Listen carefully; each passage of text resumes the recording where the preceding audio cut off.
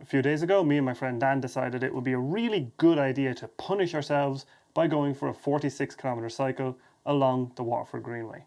So of course, being me, I packed my best camera, the Bronica SQA, and some Ektar and Pro 400H and set off down the country.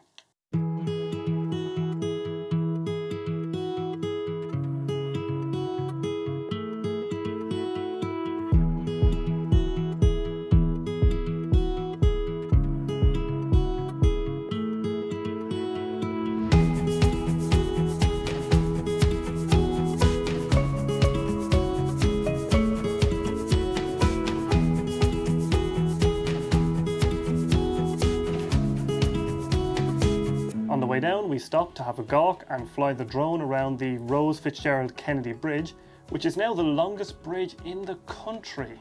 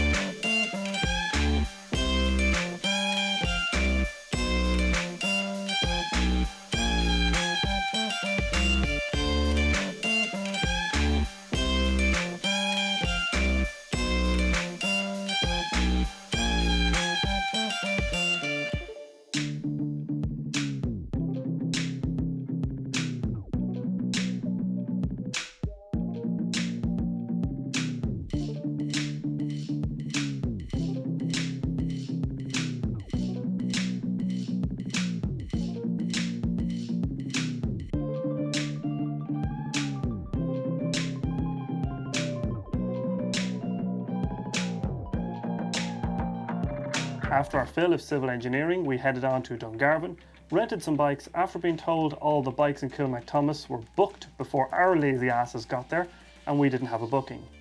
So the plan changed and now we're going to cycle from Dungarvan to Kilmacthomas and turn around. Normally there's a shuttle bus that can bring you back, but due to some health issue that wasn't running, so we had to cycle back the way we came. Anyway, after a while we got our bikes finally and set off along the Greenway.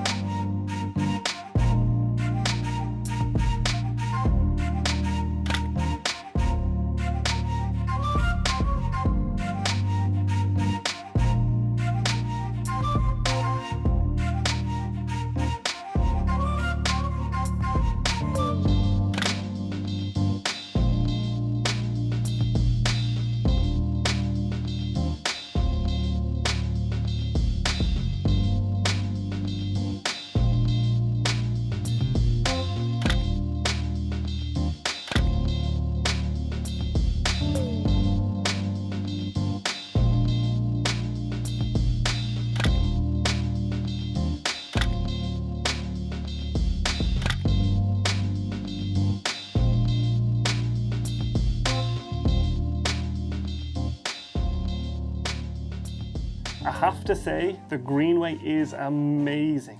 The section we rode along is class, with tunnels and viaducts and really nice scenery and all the smells of the Irish countryside, including some slurry that had been spread in a nearby field. If you don't know what slurry is, well, it's the liquefied leavings from cattle and is sprayed on the fields of fertilizer, and it tends to have a distinctive smell. During the cycle, I shot 2 rolls of Fuji Pro 400H, which came out great.